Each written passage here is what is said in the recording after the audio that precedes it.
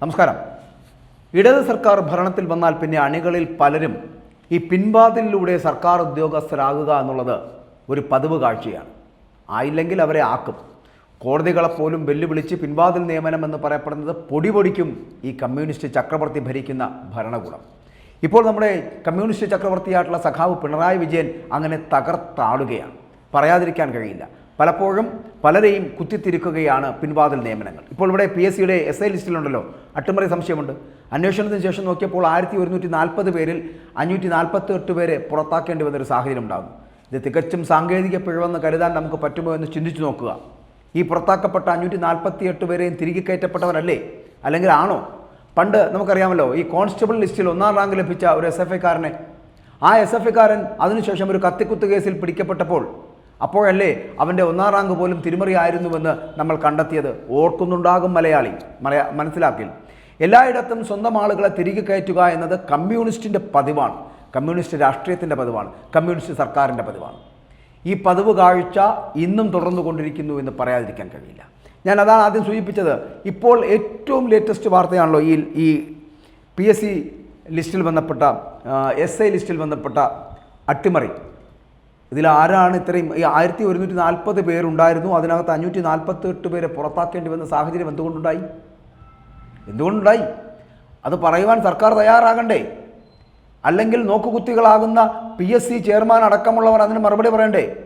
ഇവിടെ തൊഴിലിന് വേണ്ടി അലയുന്ന ഉദ്യോഗാർത്ഥികൾ ഇപ്പോഴും നിങ്ങൾ തിരുവനന്തപുരത്തേക്ക് ഒന്ന് പോയി നോക്കിയാൽ അവിടെ ഇങ്ങനെ പ്രദക്ഷിണം നടത്തപ്പെടുന്ന പോലീസ് കോൺസ്റ്റബിൾ ടെസ്റ്റ് എഴുതിയതിനു ശേഷം ഇപ്പോഴും കാത്തിരിക്കുന്ന ഈ ഇടത് സർക്കാർ കൊടുത്ത വാഗ്ദാനങ്ങളിൽ വിശ്വസിച്ചുകൊണ്ട് ഇത്രയും കാലം കഴിഞ്ഞിരുന്ന ഉദ്യോഗാർത്ഥികൾ കണ്ണീരോടുകൂടി ഇരിക്കുന്നത് കാണാൻ കഴിയും, സമരം ചെയ്യുന്നത് കാണാൻ കഴിയും. അവരുടെ ആഗ്രഹങ്ങളൊന്നും പൂർത്തീകരിക്കാൻ പോകുന്നില്ല, അവർക്ക് ലഭിക്കാനും പോകുന്നില്ല തൊഴിലൊന്നും. കാരണം അവരെ വഞ്ചിക്കുകയായിരുന്നു ഈ സർക്കാർ. ആ വഞ്ചനയുടെ യഥാർത്ഥ മുഖം മനസ്സിലാക്കിയതിന് ശേഷം മാത്രമാണ് ഇപ്പോൾ കോൺസ്റ്റബിൾ ടെസ്റ്റ് എഴുതപ്പെട്ട ഉദ്യോഗാർത്ഥികൾ വീണ്ടും എന്തെങ്കിലും ഒരു വാതിൽ തുറന്നു കൊടുക്കൂ, ഞങ്ങൾക്കൊരു നേരത്തെ ഭക്ഷണത്തിനുള്ള വക തരൂ, ഞങ്ങൾക്കൊരു സർക്കാർ ജോലി തരൂ എന്ന് പറഞ്ഞ് ഈ സർക്കാരിൻ്റെ മുൻപിൽ കരഞ്ഞ് കാല് പിടിച്ച് കേണപേക്ഷിക്കുന്നത്. അപ്പോഴാണ് ഇവിടെ SI ലിസ്റ്റിൽ, PSCയുടെ SI ലിസ്റ്റിൽ 1140 പേരുടെ ലിസ്റ്റ് വന്നതിൽ അതിനകത്ത് 548 പേരെ പുറത്താക്കേണ്ടി വന്ന ഒരു സാഹചര്യം ഉണ്ടായി. ഈ 548 പേരെ തിരികെ കയറ്റിയതാണോ? ഇതറിയണ്ടേ? പറയൂ, നിങ്ങൾ പറയുക തന്നെ വേണം. സർക്കാരാണെങ്കിലും സർക്കാരിനൊപ്പം നിൽക്കുന്നവരാണെങ്കിലും PSC ആണെങ്കിലും ഇതൊരു ഉത്തരം പറയണം.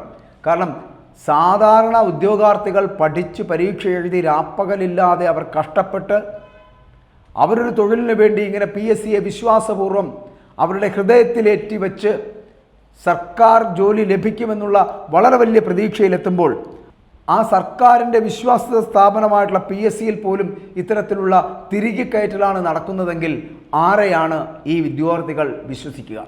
ഈ ഉദ്യോഗാർത്ഥികൾക്ക് ആരാണ് കൃത്യമായ ഒരു മാർഗനിർദ്ദേശം നൽകുക? പണ്ടത്തെ കാലമൊക്കെ മാറി. പണ്ട് ഈ എംപ്ലോയ്മെൻറ്റ് എക്സ്ചേഞ്ച് വഴിയൊക്കെ തൊഴിൽ ലഭിച്ചുകൊണ്ടിരുന്ന ഒരു സാഹചര്യം ഉണ്ടായിരുന്നു. ആ കാലഘട്ടമൊക്കെ മാറി. PSC വന്നു. PSCയിൽ വലിയ വിശ്വാസമുണ്ടായി. ആ വിശ്വാസ്യതയുടെ പുറത്ത് ജനങ്ങൾക്ക് ഒരേ ഒരു ലക്ഷ്യമുണ്ടായിരുന്നുള്ളൂ, പഠിച്ചു പാസ്സായി വന്നു കഴിഞ്ഞാൽ ഒരു സർക്കാർ ജോലിയിലേക്ക് എത്താൻ കഷ്ടപ്പെട്ട് പഠിച്ചാൽ മതി എന്നുള്ളത് മാത്രമായിരുന്നു. നമുക്കറിയാമല്ലോ, ഈ PSC ലിസ്റ്റ് വരുമ്പോൾ ആദ്യം ഈ എല്ലാ തൊഴിൽ അന്വേഷകരും എങ്ങനെയെങ്കിലും ഒരു സർക്കാർ ജോലിയിൽ എത്തുക എന്നുള്ള ലക്ഷ്യത്തോടു കൂടിയാണ് എത്തിച്ചേരുന്നത്. അതുകൊണ്ടാണ് ഞാൻ ആദ്യം സൂചിപ്പിച്ചത്, ഇടത് സർക്കാരിൻ്റെ കാലത്ത് പിൻവാതിൽ നിയമനങ്ങൾ മാത്രമാണ് കൂടുതലും നടക്കുന്നത്. ഈ SI ടെസ്റ്റിൽ തന്നെ 1140 പേരിൽ 548 പേരെ പുറത്താക്കേണ്ടി വന്ന സാഹചര്യം ഉണ്ടായത് ആ 1140 പേരുടെ ലിസ്റ്റിൽ തിരിമറിയുണ്ട് എന്നുള്ള ആശങ്ക നിലനിന്നപ്പോൾ അതിനെതിരെ ശക്തമായ പ്രക്ഷോഭവും പ്രതിഷേധവും ഒക്കെ ഉണ്ടായ സാഹചര്യത്തിലാണ് ഇപ്പോൾ PSCക്ക് 548 പേരെ പുറത്താക്കേണ്ടി വന്നത്. ഈ ഇടതുപക്ഷത്തിൻ്റെ അണികളായി നിന്ന, ഇടതുപക്ഷത്തിന് ഏറാൻമൂളികളായി നിന്ന, ഇടതുപക്ഷത്തിൻ്റെ ഗുണ്ടകളായി പ്രവർത്തിച്ച, അല്ലെങ്കിൽ ഈ CPMനും DYFIക്കും വേണ്ടിയിട്ട് വിടുപണി ചെയ്തവന്മാരെ വീണ്ടും സർക്കാർ ഉദ്യോഗങ്ങളിലേക്ക് തള്ളിക്കയറ്റി വിടുന്ന ഒരു സംവിധാനത്തിനാണോ നിങ്ങൾ ശ്രമിച്ചത്? ആ ശ്രമിക്കപ്പെട്ടവരാണോ ഈ 548 പേർ? അങ്ങനെ തിരികെ കയറ്റിയവരാണോ ഈ പ്രതിഷേധത്തിൻ്റെ പുറത്താക്കേണ്ടി വന്നത് എന്ന് പറയേണ്ടി വരും. പറഞ്ഞേ പറ്റൂ. കാരണം കഷ്ടപ്പെട്ട് പണിയെടുത്ത് പഠിച്ച് പരീക്ഷ എഴുതി പാസ്സായി നിൽക്കുന്ന ഇവിടുത്തെ ഉദ്യോഗാർത്ഥികളുണ്ട്. അവർക്ക് നൽകേണ്ട തൊഴിലാണ് ഇടതുപക്ഷത്തിൻ്റെ കൊടി പിടിച്ചു പോയതും ഇടതുപക്ഷത്തിന് വേണ്ടി ഗുണ്ടാപ്പണി ചെയ്തു എന്നും പറയപ്പെടുന്ന തരത്തിലുള്ള ആ ക്രൈറ്റീരിയ വെച്ച് നിങ്ങളുടെയൊക്കെ അണികളെ ഈ പറയുന്ന സർക്കാർ ഉദ്യോഗങ്ങളിലേക്ക് തള്ളിക്കയറ്റാൻ നടത്തുന്ന ശ്രമം അവസാനിപ്പിക്കണം. അതിനു വേണ്ടിയിട്ട് നിങ്ങൾ പറഞ്ഞേ പറ്റൂ, നിങ്ങളാണോ ഇത് ചെയ്തത് എന്ന്. നമുക്കറിയാമല്ലോ, മുമ്പ് ഒരു കോൺസ്റ്റബിൾ ടെസ്റ്റുമായിട്ട് വന്നിട്ടുള്ള കാര്യം. അതിന് ഞാൻ ആദ്യം സൂചിപ്പിച്ച ഒരു SFI-കാരൻ 1ാം റാങ്കുകാരനായി, സ്വന്തം പേര് പോലും കൃത്യമായിട്ട് എഴുതാൻ കഴിയാത്തവൻ 1ാം റാങ്കുകാരനായത് എങ്ങനെ? ആ ചോദ്യം ഇന്നും മലയാളി ചോദിച്ചുകൊണ്ടിരിക്കുകയാണ്. അന്ന് വന്ന ആ കോൺസ്റ്റബിൾ ടെസ്റ്റിലെ 1ാം റാങ്കുകാരൻ, ആ SFI-കാരൻ പിന്നെ ഒരു കത്തിക്കുത്തു കേസുമായിട്ട് ബന്ധപ്പെട്ട് പിടിക്കപ്പെട്ടപ്പോൾ അവൻ്റെ 1ാം റാങ്ക് പോലും തിരിമറിയായിരുന്നു എന്ന് നമുക്ക് മനസ്സിലാക്കാൻ കഴിയുന്നത്. അപ്പോൾ SFI-കാരനായാൽ മതി, അല്ലെങ്കിൽ DYFI-കാരനായാൽ മതി, ഇടത് സർക്കാർ വന്നാൽ ജോലി ഉറപ്പ്.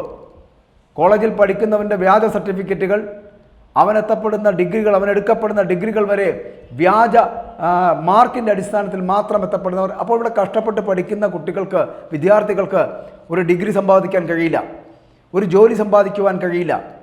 കാരണം ഈ ഇടതന്മാരുടെ പിന്നാമ്പുറം താങ്ങികളായി മാറുന്ന SFI-കാരനും DYFI-കാരനും ഒക്കെ കൂടെ ചേർന്ന് ഈ ഇടത് സർക്കാരിൻ്റെ അണികളായി മാറി നിന്നുകൊണ്ട് അവന്മാർ മാത്രം തൊഴിലുകൾ നേടിയെടുക്കുന്നു, പിൻവാതിലൂടെ നിയമനങ്ങൾ ഉണ്ടാക്കുന്നു. ആ നിയമനങ്ങളുടെ അടിസ്ഥാനത്തിൽ മാത്രമാണ് ഇടത് സർക്കാർ മുന്നോട്ട് പോകുന്നത്. ഇനിയും പിടിക്കപ്പെടാൻ ഒരുപാട് പേരുണ്ട്. ഈ ഇടത് സർക്കാരിൻ്റെ കാലത്ത് പിൻവാതിൽ നിയമനങ്ങളിലൂടെ ഇന്നും പല സർക്കാർ സ്ഥാപനങ്ങളിലും ജോലിക്ക് കയറിയവരുണ്ട്, അതിന് സാക്ഷികളായിട്ടുള്ളവരുണ്ട്. അവരെ പോലും നിരത്തി നിർത്തേണ്ടി വരുന്ന ഒരു സാഹചര്യം ഉണ്ടാകും. മുൻപ് 2011, 2016 കാലഘട്ടത്തിൽ ഉമ്മൻചാണ്ടി സർക്കാരിൻ്റെ കാലത്തും ഇതുപോലെ പിൻവാതിൽ നിയമനങ്ങളല്ല, പക്ഷേ സീഡിറ്റിലടക്കം സ്ഥിരപ്പെടുത്താത്ത ഉദ്യോഗാർത്ഥികളെ സ്ഥിരപ്പെടുത്തുന്ന ഒരു സമീപനം ഉമ്മൻചാണ്ടി സ്വീകരിച്ചിരുന്നു. അന്ന് അധികാരത്തിൽ കയറിയ ഇടതുപക്ഷ സർക്കാരിൻ്റെ പിണിയാളുകളായിട്ടുള്ള ഇടതന്മാരുടെ അണികളായിട്ടുള്ളവർ ഇന്നും ആ സർക്കാർ സ്ഥാപനങ്ങളിൽ സ്ഥിരം തൊഴിലാളികളായി ജീവിക്കുന്നുണ്ട് എന്നുള്ളതാണ് വസ്തുത. അതുപോലെ ഇപ്പോൾ ഡിജിറ്റൽ യൂണിവേഴ്സിറ്റിയിലടക്കം പല മേഖലകളിലും പുതിയ പുതിയ സർക്കാരിൻ്റെ സ്ഥാപനങ്ങളിൽ ഇത്തരത്തിൽ ഇടത് അണികളെ കുത്തിക്കയറ്റുന്ന ഒരു സമീപനം സ്വീകരിച്ചു കൊണ്ടിരിക്കുന്നു. അങ്ങനെ പല മേഖലകളിലും പിൻവാതിൽ നിയമനങ്ങൾ പൊടിപൊടിക്കുകയാണ് ഇടത് സർക്കാർ എന്നുള്ള കാര്യത്തിൽ സംശയമില്ല. അതുകൊണ്ട് തന്നെ ഇടത് സർക്കാർ വന്നാൽ പിന്നെ ഈ അണികൾക്ക് ചാകരയാണ്.